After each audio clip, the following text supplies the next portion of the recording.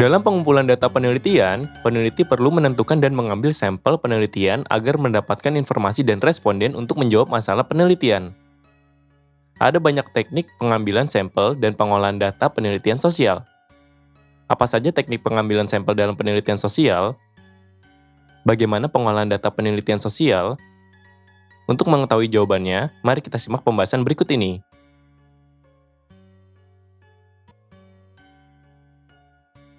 Teknik pengambilan sampel adalah cara yang digunakan peneliti dalam menentukan informan atau responden penelitian.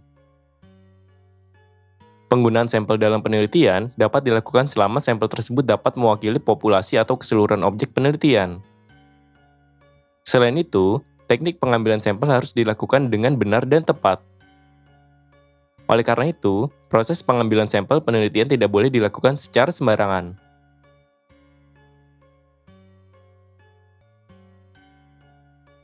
Teknik pengambilan sampel berkaitan erat dengan jenis pendekatan penelitian yang digunakan, yaitu penelitian kuantitatif dan penelitian kualitatif. Responden merupakan istilah dalam penelitian kuantitatif untuk orang-orang yang memberikan respons atau tanda pada pertanyaan yang sudah disediakan. Sementara itu, informan merupakan istilah dalam penelitian kualitatif untuk orang yang diwawancarai yang mampu memberikan informasi atau pengetahuan yang luas dan mendalam. Mari kita simak penjelasannya berikut ini. Teknik pengambilan sampel pada penelitian kuantitatif. Pada umumnya, kita mengetahui bahwa jumlah objek penelitian dalam penelitian kuantitatif relatif banyak. Dengan demikian, peneliti perlu memiliki cara khusus dalam menentukan sampel penelitian yang benar-benar mampu mewakili populasi objek penelitian. Secara umum, teknik pengambilan sampel pada penelitian kuantitatif terbagi menjadi random sampling dan non-random sampling. Kita simak penjelasannya berikut ini. Pertama, random sampling atau sampel acak. Teknik pengambilan sampel acak atau random sampling adalah cara pengambilan sampel secara acak.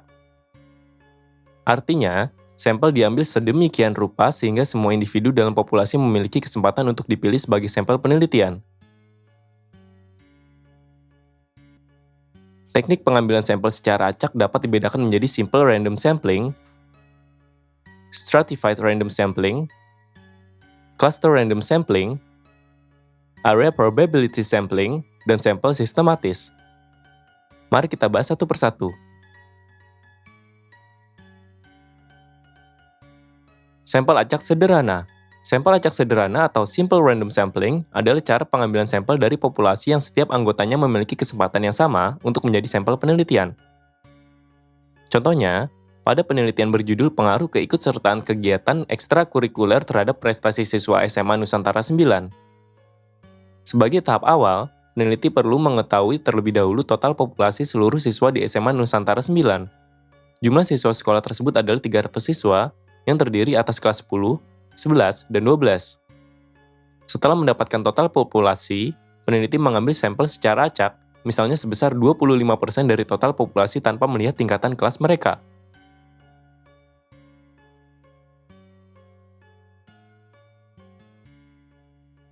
Sampel acak berstrata.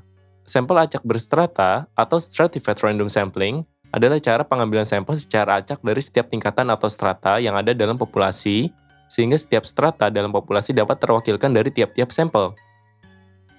Misalnya, sampel dari total populasi 300 siswa SMA Nusantara 9 harus diambil dari setiap jenjang kelas, yaitu kelas 10, 11, dan 12, sehingga setiap kelas terwakilkan dalam sampel tersebut. Dalam contoh ini, jumlah sampel penelitian setiap jenjang kelas adalah 25 siswa yang mengikuti kegiatan ekstrakurikuler.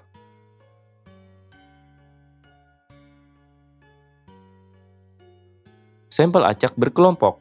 Sampel acak berkelompok atau cluster random sampling adalah cara pengambilan sampel secara acak, tetapi bukan memilih individu, melainkan memilih kelompok atau klaster yang terdapat dalam populasi. Contohnya, pengambilan sampel dari total populasi 300 siswa harus mengandung perwakilan tiap-tiap kelompok kegiatan ekstrakurikuler yang ada di SMA Nusantara 9, yaitu kelompok sepak bola, badminton, bola voli, dan paduan suara.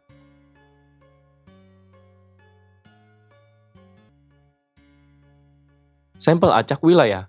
Sampel acak wilayah atau area probability sampling adalah cara pengambilan sampel secara acak yang juga mengambil wakil dari setiap wilayah yang terdapat pada populasi. Contohnya, jika terdapat penelitian yang membahas analisis keberhasilan program wajib belajar 12 tahun di Indonesia, sampel harus diambil secara acak dari tiap provinsi yang ada di Indonesia.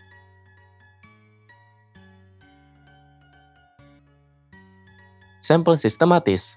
Sampel sistematis atau systemic sampling adalah cara pengambilan sampel dengan menentukan bilangan ke N dalam populasi. Setelah itu, sampel diambil dari kelipatan bilangan ke N tersebut.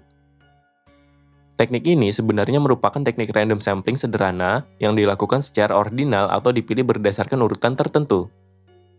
Contohnya, pengambilan sampel dari seluruh populasi siswa SMA Nusantara 9 dilakukan dengan mencari nomor presensi siswa dengan bilangan kelipatan 5. Dimulai dari siswa kelas 10A yang terdiri dari 40 siswa. Dengan demikian, siswa yang terpilih untuk menjadi sampel adalah siswa dengan nomor presensi 5, 10, 15, 20, 25, 30, 35, dan 40 di kelas tersebut. Kedua, sampel tidak acak. Teknik pengambilan sampel tidak acak atau non-random sampling artinya setiap anggota populasi tidak memiliki kemungkinan dan kesempatan yang sama untuk menjadi sampel penelitian. Peneliti memiliki alasan dan kriteria tertentu dalam pengambilan sampel. Teknik non-random sampling dapat dibedakan menjadi dua, yaitu sebagai berikut.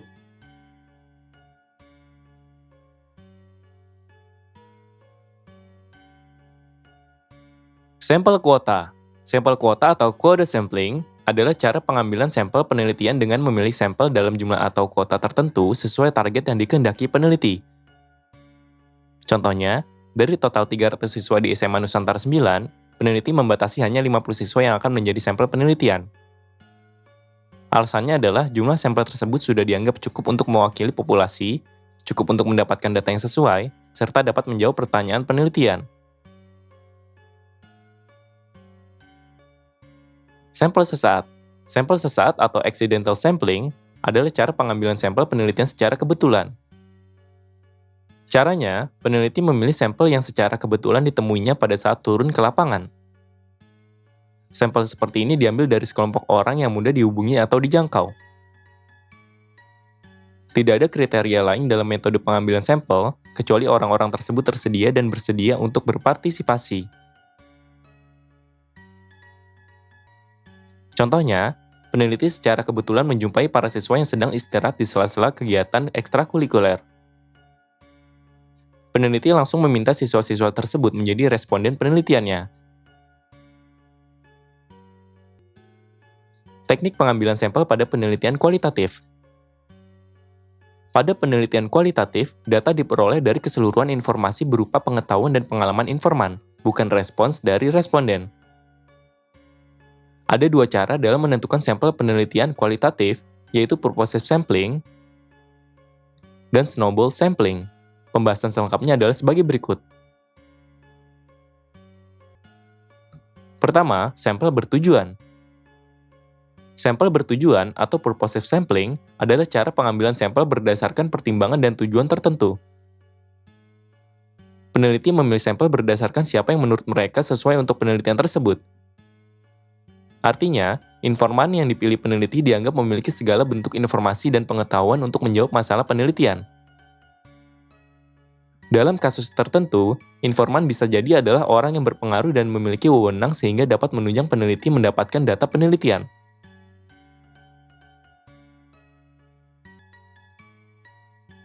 Teknik ini digunakan terutama ketika hanya ada sedikit orang yang memiliki keahlian di bidang yang diteliti atau ketika topik penelitian terdapat pada bidang tertentu atau kelompok kecil.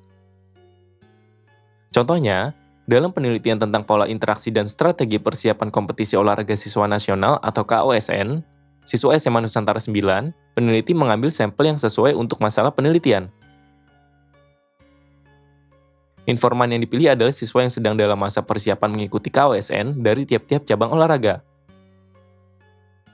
Informan lainnya adalah siswa yang sebelumnya sudah pernah mengikuti KOSN mewakili SMA Nusantara 9. Kedua, sampel beruntun. Sampel beruntun atau snowball sampling adalah cara pengambilan sampel penelitian berdasarkan rekomendasi informan sebelumnya. Cara ini membuat kelompok sampel makin membesar jumlahnya, seperti bola salju yang bergulir.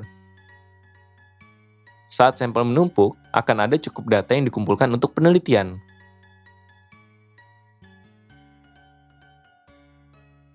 Pengambilan informan melalui snowball sampling dilakukan secara bertahap, yaitu sebagai berikut. Pertama, peneliti mengidentifikasi informan yang dianggap mampu dan kompeten untuk memberikan informasi. Kedua, informan tersebut diminta untuk mengidentifikasi atau memberikan rekomendasi informan lain yang kompeten dalam memberikan informasi yang dibutuhkan peneliti. Ketiga, proses tersebut terus berlangsung hingga data yang dibutuhkan oleh peneliti dianggap sudah cukup dan terpenuhi. Contohnya, penelitian tentang pola interaksi dan strategi persiapan kompetisi olahraga siswa nasional atau KWSN siswa SMA Nusantara 9. Peneliti mengambil sampel terlebih dahulu dengan menentukan jumlah informan yang sesuai dengan masalah penelitian, misalnya siswa yang sedang bersiap mengikuti salah satu cabang olahraga dalam KWSN. Setelah itu, peneliti meminta rekomendasi dari informan tersebut tentang informan lain yang dianggap tepat dan memiliki informasi lebih tentang persiapan KWSN.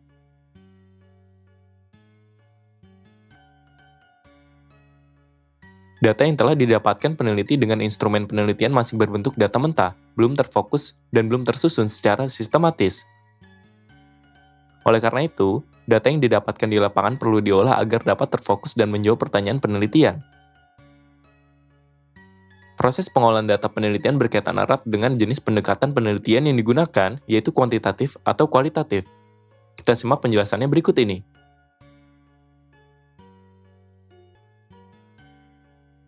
Pengolahan data kuantitatif. Data kuantitatif adalah data berupa angka-angka yang terkumpul dari penelitian kuantitatif mengenai suatu proses yang terjadi di masyarakat. Data yang berbentuk angka tersebut kemudian disajikan dalam bentuk tabel maupun diagram.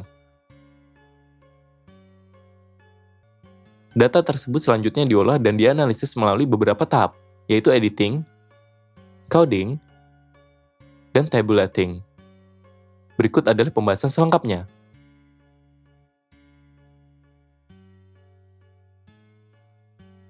Pertama, editing. Editing adalah proses memeriksa data yang telah dikumpulkan dari lapangan. Proses pemeriksaan meliputi kelengkapan pengisian kuesioner, kejelasan tulisan, keselarasan dan konsistensi jawaban responden, serta relevansi jawaban responden dengan pertanyaan pada kuesioner. Dalam editing, peneliti menyortir atau memilih data yang benar-benar terpakai dari instrumen pengumpulan data yang digunakan. Apabila dalam proses editing terdapat kesalahan atau kekeliruan, peneliti tidak boleh mengubah atau mengganti kuesioner maupun jawaban responden. Kedua, coding. Coding adalah proses memberi kode pada setiap jawaban yang terkumpul dari instrumen penelitian. Pengodaan bertujuan menyederhanakan dan memudahkan peneliti dalam mengolah dan menganalisis data.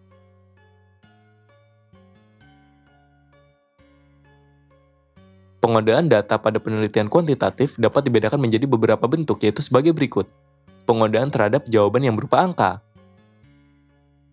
Apabila jawaban berupa angka dalam bentuk interval, perlu dilakukan pengodaan sendiri seperti berikut.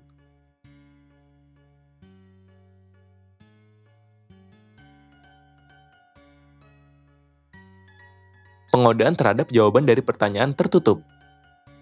Contoh coding pada pertanyaan untuk mengetahui pendapat responden adalah sebagai berikut.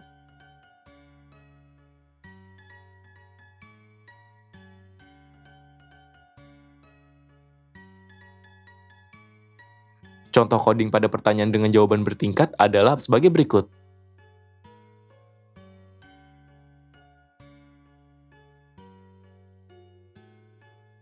Ketiga, tabulating.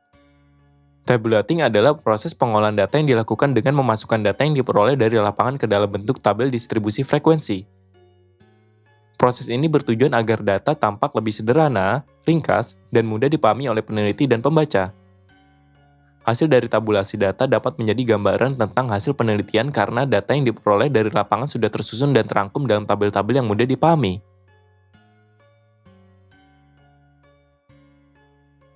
Contohnya, dari jawaban atas pertanyaan, apa pekerjaan Anda saat ini, dapat dibuat tabel sebagai berikut.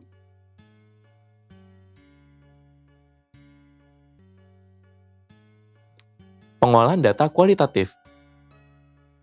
Data kualitatif adalah data yang terkumpul dari penelitian kualitatif mengenai suatu proses yang terjadi di masyarakat dan ditulis dalam bentuk catatan lapangan. Melalui data yang terkumpul dan tertulis dalam catatan lapangan tersebut, peneliti dapat mengikuti dan memahami alur peristiwa secara kronologis atau berdasarkan urutan waktu. Data kualitatif yang telah terkumpul tersebut selanjutnya diolah dan dianalisis melalui beberapa tahap. Mills dan Haberman mengemukakan bahwa proses pengolahan data kualitatif meliputi reduksi data, penyajian data, dan penarikan kesimpulan. Mari kita pelajari bersama-sama. Pertama, reduksi data. Reduksi data adalah proses mengubah catatan-catatan yang didapat dari lapangan menjadi pola, fokus, dan kategori tertentu yang sesuai dengan permasalahan penelitian. Peneliti memperoleh banyak data yang sangat beragam sehingga mereka perlu memilih, memfokuskan, menyederhanakan, dan mengubah data yang muncul dalam catatan lapangan. Data yang telah direduksi ini akan memberikan gambaran tentang hasil penelitian serta memudahkan peneliti jika hendak melakukan pengumpulan data tambahan. Reduksi data merupakan proses berpikir yang memerlukan pengetahuan yang cukup. Tujuan reduksi data adalah memilah dan memilih hal-hal pokok serta merangkum data dari lapangan sehingga menjadi berguna dan dapat menjawab permasalahan penelitian.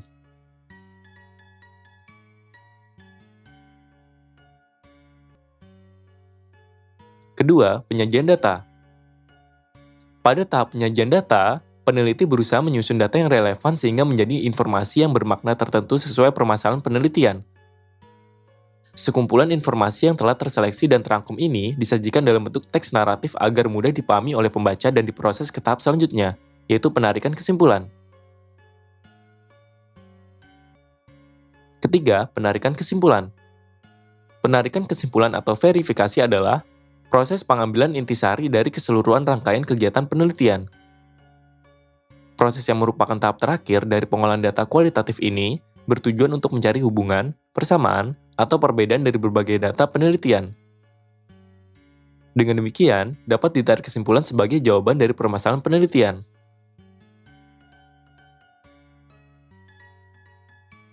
Teknik pengambilan sampel dalam penelitian sosial adalah cara yang digunakan peneliti untuk menentukan informan atau responden guna menjawab masalah penelitian. Teknik pengambilan sampel penelitian berkaitan erat dengan jenis pendekatan penelitian yang digunakan, yaitu penelitian kuantitatif atau penelitian kualitatif. Teknik pengambilan sampel pada penelitian kuantitatif terbagi menjadi teknik sampel acak atau random sampling dan sampel tidak acak atau non-random sampling.